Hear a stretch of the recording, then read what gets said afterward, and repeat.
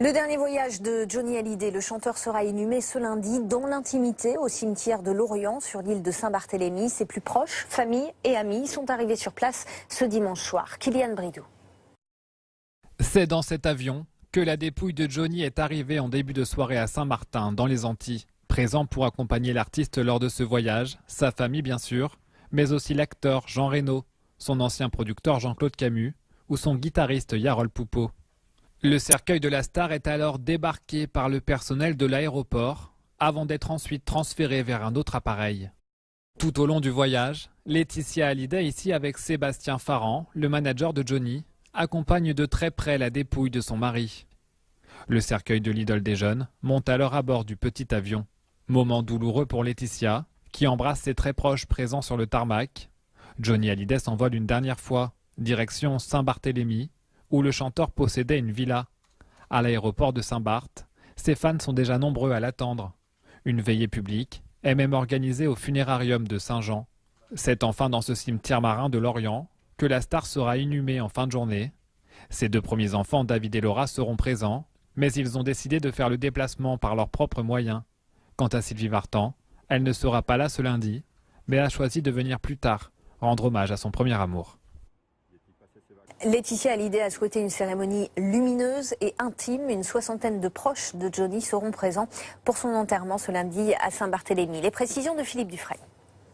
Plusieurs avions qui ont donc atterri sur l'île de Saint-Barthélemy, dans lesquels se trouvent Laetitia, Jade, Joy, l'acteur Jean Reno, le manager Sébastien Farran et également les musiciens de Johnny, notamment Yarol Poupeau. Le convoi a pris d'ailleurs la direction du funérarium qui se trouve à Saint-Barthélemy, puisque ce soir, eh bien, une grande veillée est organisée sur place pour que les habitants de l'île puissent rendre un dernier hommage à Johnny Hallyday, à la star, sur place. Alors les images que l'on voit actuellement à l'écran, Philippe, ça se passe à Saint-Martin, puisque voilà. Ce voyage s'est déroulé en 2 étapes. Oui, parce que voilà, un Boeing comme celui qui est parti ce matin, un Boeing 757 parti depuis Paris, depuis le Bourget, c'est un avion imposant. Il y avait 62 passagers à l'intérieur et de fait, bien sûr, l'île de Saint-Barthélemy, on ne peut pas poser un tel avion. Donc, ce que vous voyez, eh bien, c'est une escale qui a eu lieu donc à Saint-Martin, transfert. Donc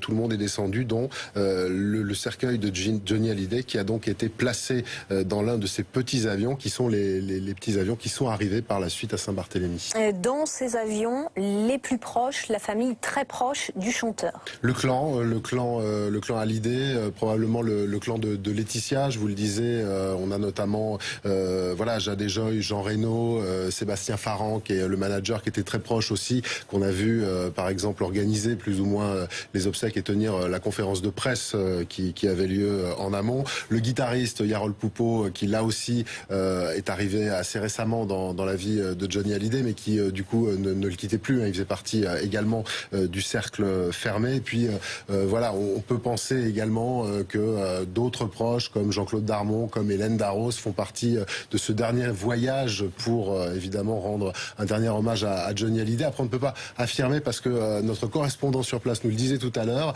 la gendarmerie est arrivée sur place pour boucher la vue et empêcher justement toute prise de vue des photographes et des journalistes. Avec un gros dispositif effectivement de sécurité, nombreux gendarmes ce soir, nombreux gendarmes aussi demain après-midi, heure locale, pour l'enterrement.